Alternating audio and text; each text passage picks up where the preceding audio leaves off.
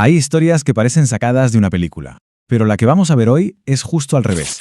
Es una historia real, durísima, que acabó convirtiéndose en una película legendaria. La de un hombre que llegó a estar tan desesperado que tuvo que vender a su mejor amigo, a su perro, por $25, solo para poder comer. $25. A ver, detengámonos un segundo en esa cifra, porque no es solo dinero. Es literalmente el precio que se vio obligado a ponerle a su único compañero en el mundo, su perro Butkus. 25 míseros dólares. Y claro, esto nos lleva a una pregunta casi inevitable. ¿Se le puede poner precio a un mejor amigo? Esta pregunta es la que nos mete de cabeza en el nivel de desesperación del protagonista de esta historia, un jovencísimo Sylvester Stallone, y nos engancha por la enorme carga emocional que tiene desde el principio. Pero, ¿cómo se llega a ese punto? Para entenderlo tenemos que viajar atrás en el tiempo, a principios de los 70, y hay que olvidarse del Stallone que conocemos hoy. En esa época era un actor que, las pasaba canutas en Nueva York, recibía un rechazo tras otro. Los directores de casting le decían que tenía una forma de hablar rara, que no se le entendía bien. La cosa fue a peor, tanto que lo acabaron echando de su apartamento. Y no es una forma de hablar, es que terminó durmiendo 3 semanas en la estación de autobuses de la ciudad. Y en ese momento, cuando de verdad había tocado fondo, cuando no podía caer más bajo, solo le quedaba una cosa. Bueno, una cosa no, alguien. Su única fuente de consuelo, el único que estaba siempre ahí, era su perro, Butkus. Él era su única compañía en esas noches heladas en la estación. Y a esto nos referimos cuando hablamos de tocar fondo, ¿eh? No es tener un mal día o una mala semana. Es ese punto en el que, literalmente, no te queda nada que perder. Para Stallone, ese momento exacto llegó de pie, fuera de una tienda de licores, sin un solo dólar en el bolsillo. Ni para él, ni para darle de comer a su perro.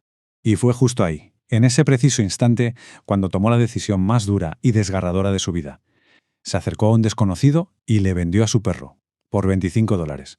El propio Stallone ha contado muchas veces que se fue de allí destrozado, llorando, después de haber vendido a la única criatura que le quedaba en el mundo.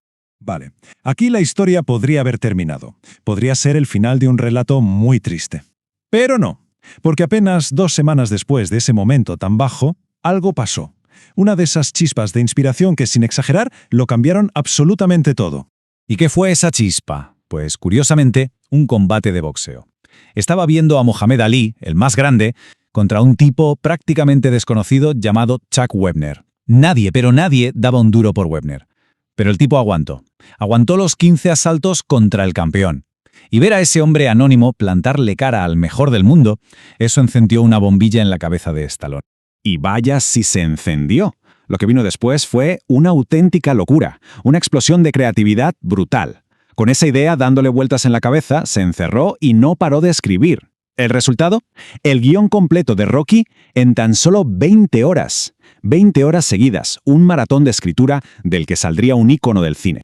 Claro que tener un guión, por muy bueno que sea, es solo el primer paso. Ahora empezaba la pelea de verdad. Y no era en un ring, era en los despachos, intentando convencer a los estudios de Hollywood de una idea que les parecía una locura, que él, un desconocido, tenía que ser Rocky Balboa.